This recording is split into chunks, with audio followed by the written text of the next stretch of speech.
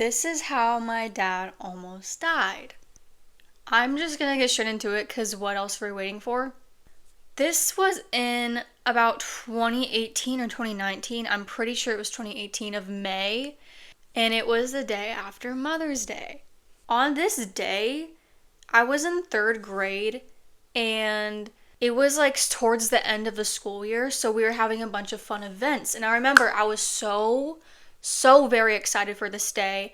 There was an event at my school, and I don't really remember what it was called, but basically we had to pick out of a hat a word, like a kind word.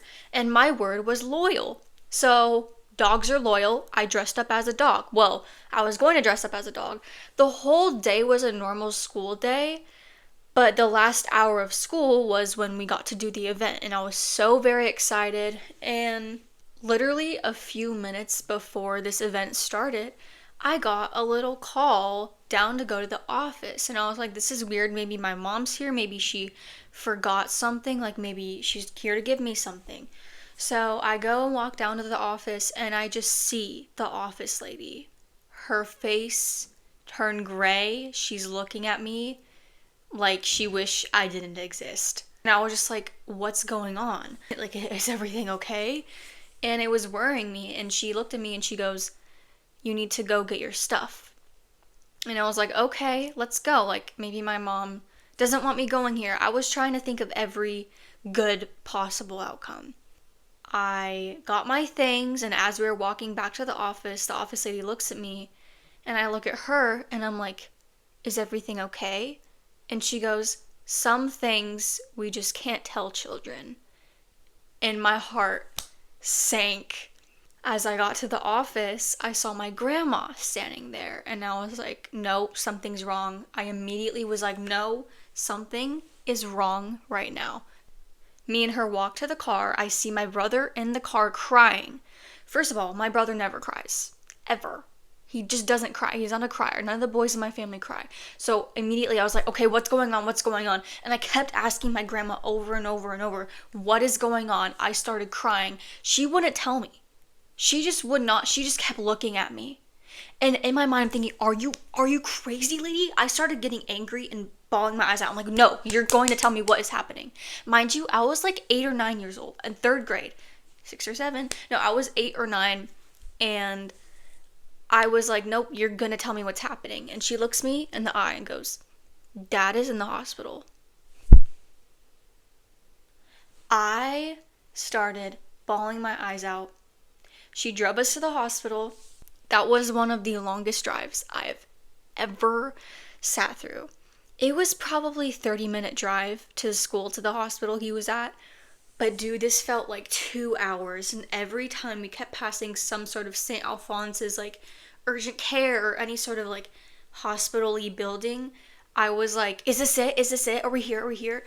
I just couldn't process it. Like, it's like my whole life just like shifted. And I just couldn't believe what was happening. And I just kept asking questions on the way. But yeah, the drive felt so long, and we finally got to the hospital. I remember walking up to like the 3rd floor or something, and I saw my dad there in the hospital bed. All these IVs hooked up, all these tubes hooked up, beeping noises. He didn't look like himself. He looked like he was melting. He looked like he was melting away. He no longer looked like himself. His whole face on the left side was drooping. He had a stroke and a brain aneurysm, and he had so much blood in his brain. There's x-rays of it. It was so damaged, and he had probably a 60% chance of not living and 40% chance of living. And at the time, I did not know this until about 3 years ago. I was told that he's a-okay, he's gonna be fine, like, he's only gonna be in the hospital for a few days, everything's okay. And I get it, I was a child, I was little, but I wish they wouldn't have lied to me. Because of the 60% chance that he wouldn't live, if he did end up being lucky with the 40% that he would live, he would no longer be able to speak, walk, talk, run, drive, etc. He'd no longer be able to do anything. He'd be paralyzed, all on the left side for the rest of his life. I also did not know this until about 3 years ago, but my dad right now is able to walk, he's able to talk, he's able to drive, do the dishes, do all the things he used to do, except for run or hike or work out. He has a limp when he walks, but he's definitely about 90% back. When I heard the news, it was really hard to process. I remember I had to step out of the hospital room because I couldn't see him like that. He looked so different and he couldn't speak. He was out of it. He was in the hospital for about maybe 9 months after that, going back and forth between hospitals. And I do remember, I think I got pulled out of school a little bit for that time. I would go visit him in the hospital every single day. It was such a long drive, 45 minutes to go see him at the hospital. And it was very tiring on my mom. And because my mom does not have a job, my dad makes all of our money. He couldn't work, obviously. So my mom had to rely on my dad's coworker, business partner. He also owned half of the company. My dad owns a company, and he owned half of the company. We had to rely on him to give us money for food, gas, groceries, etc. This man, there's a lawsuit right now, so I can't really speak on much. I don't think. I'm kind of scared. But this man, let's just say, he is not a good person. He was very inappropriate to my mother, would text her the worst things, would not give us money, take pictures of my dad in his hospital bed, on his deathbed. He was very weird. At the time I was so young, I didn't realize how much my mother was struggling. And I was struggling in my own way, but I was also just so young and in my own little world that I cared a lot, but it didn't affect or change my life in a bad way. I didn't get worse anxiety from it. I've never gotten depression from it. So I was okay, but it did hurt seeing my dad like that. But as he slowly came back to life, I didn't think much of it. I got used to it very quickly. But again, if he did live, he was not supposed to speak or anything. And now he can do all of that. So the doctors called him a miracle. I will never forget the smell of the hospital, or the look of it, or the cold air, ever. I remember everything about it. And it's like nostalgic in the worst way possible. Like it's like PTSD nostalgic. At first, my dad was not allowed to eat solid foods, not even water. He would choke on the water. I remember there was this like jello-ish water he had to drink, like a thick water.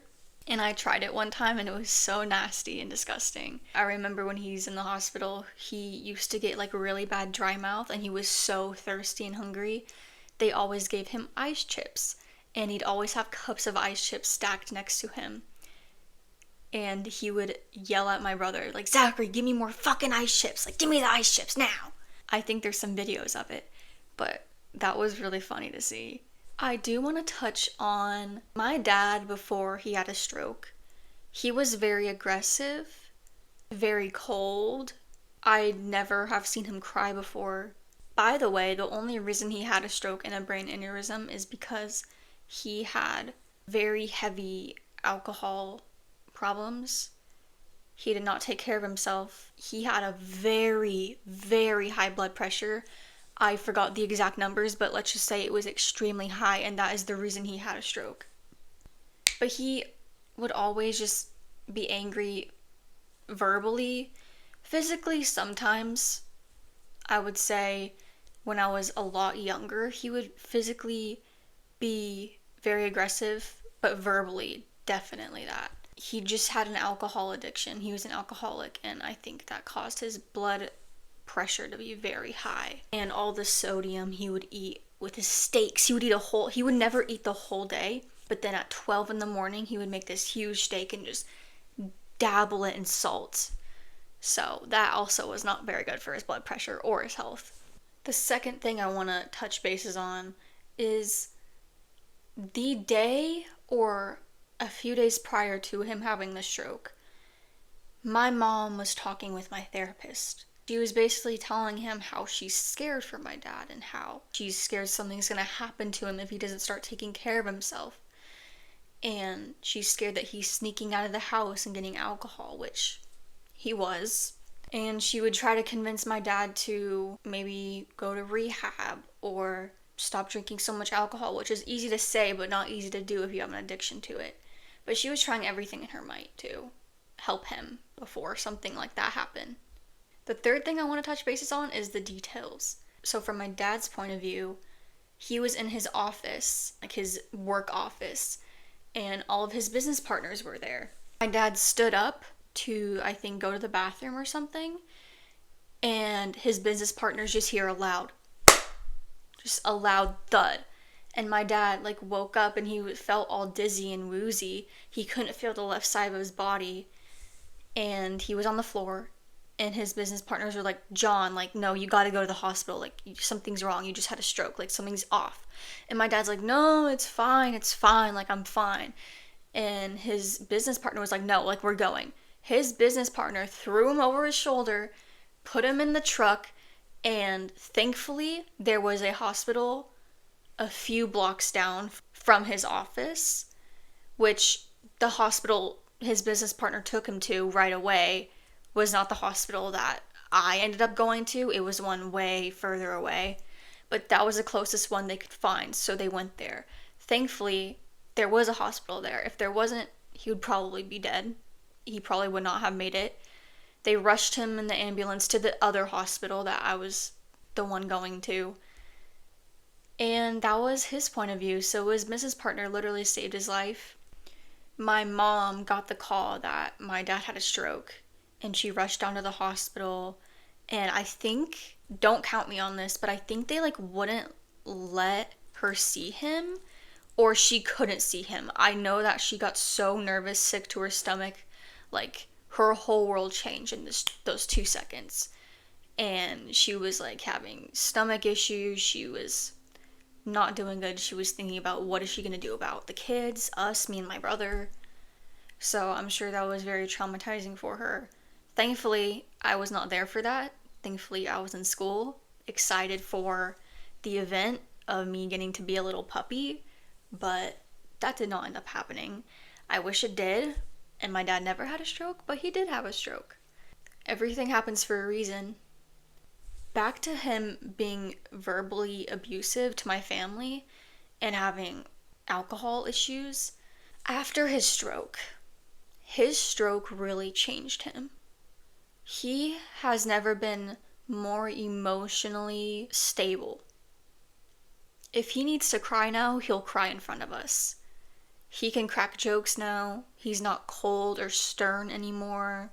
He shows his love in so many different ways, as before, I knew he loved us, but he would never show it. He was too cool for that, too manly for that. Now he does. Now he shows it. He shows his love all the time. He's also just a better person and all. I mean, he has no addictions to anything. He's probably the healthiest he's ever been. Well, I don't know, ever been, but he's the healthiest he's been in a long time. I know he wishes he could do more, like run, or maybe go on hikes, or walk faster, use his left hand. But he doesn't need to do all those things to be the amazing dad that he is. Like, I don't need that from him. Even if he couldn't use both hands, he'd still be the best dad ever. But in all, it was a very traumatizing experience. I'm happy that it's over, and I'm glad that my dad is the way he is now. If the stroke didn't happen to him, something worse could have happened. I think the stroke was more of a wake-up call, like, hey buddy, we gotta stop the alcohol, we gotta stop being rude to our family, we gotta get healthy, and he did all of that. I think that's one of those situations where it's just like, you can't deny that that's God.